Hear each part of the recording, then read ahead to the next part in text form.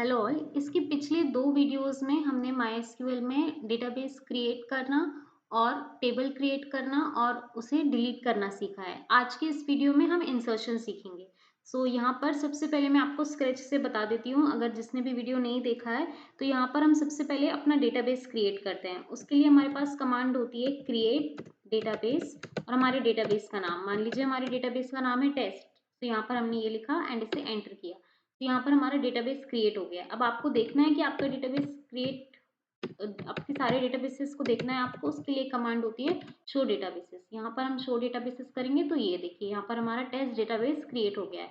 अब इसके अंदर अगर हम सबसे पहले हमें एक कमांड यूज करनी होगी यूज टेस्ट, जिससे हम इस डेटाबेस को यूज कर पाएंगे। तो यहाँ पर हमारा डेटाबेस चेंज हो गया है। अब हमें देखना है कि इसके अंदर कुछ टेबल्स प्रेजेंट हैं या नहीं। तो उसके लिए एक कमांड होती है शो टेबल्स।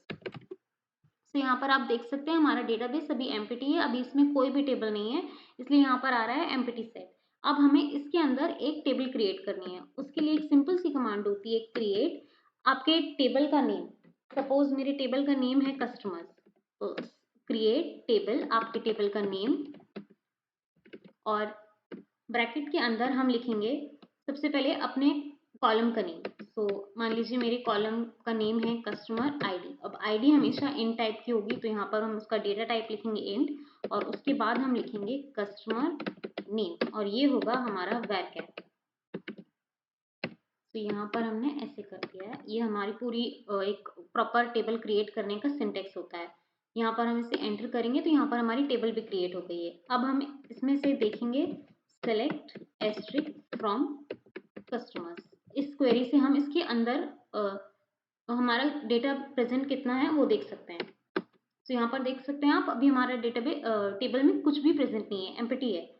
और इसके हमें बाकी सारे कॉलम्स और उसकी डेटा टाइप देखना है। उसके लिए जो कमांड होता है वो होता है DESC और हमारे टेबल का नेम दैट इज कस्टमर। इससे हमें पता चल गया कि हमारे पास 2 फील्ड हैं, कस्टमर आईडी, कस्टमर नेम, और उनके टाइप हैं इंट और वैरकैर। अब हमें इसमें इंसर्शन करना है। तो उसके लिए कमांड होती है इंसर्ट हमारे टेबल का नेम और हमारे कॉलम का नेम दैट इज कस्टमर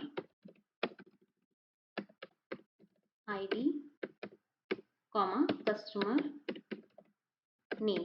ये आप हमेशा याद रखिएगा, ये जो आप यहाँ पर नेम दे रहे हैं ये एग्जैक्टली सेम होना चाहिए जो हमने अपने कॉलम में दिया है, अदरवाइज आप कुछ भी मिस्टेक होगी तो वो इंसर्शन नहीं होगा प्रॉपर। उसके बाद हम अपने लिखेंगे वैल्यूज। वैल्यूज में हमें क्या वैल्यू देनी है वो हम लिखेंगे यहाँ पर। तो फर्स्ट यहाँ पर भी हमें कॉलम वाइज वैल्यू देनी है। यहाँ पर मैंने अपना फर्स्ट कॉलम लिखा है कस्टमर आईडी, तो सबसे पहले मुझे आईडी ही एंटर करना पड़ेगा और उसके बाद है कस्टमर नेम।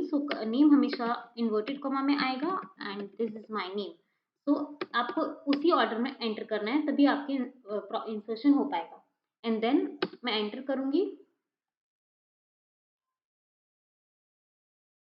तो देखिए गाइज, यहाँ पर मैंने एंटर किया बट मैंने गलती से कस्टमर की स्पेलिंग मिस्टेक कर दी है, तो मिस्टेक स्पेलिंग में भी वो नहीं एंटर करेगा। ये मैं ऐसे लिखूंगी तब वो एंटर होगा। तो ये देखिए यहाँ पर एंटर हो गया है। एंड अब हमें देखना है कि हमारा डेटा है डेटाबेस में नहीं, उसके लिए कमांड यूज होती है सेलेक्ट एस्ट्रिक फ्रॉम और हमारे टेबल का नेम दैट इज कस्टमर्स। ये देखिए एक हमारा डेटा एंटर है कस्टमर आईडी नाम से। कस्टमर आईडी है 1 और नेम है आयुषी।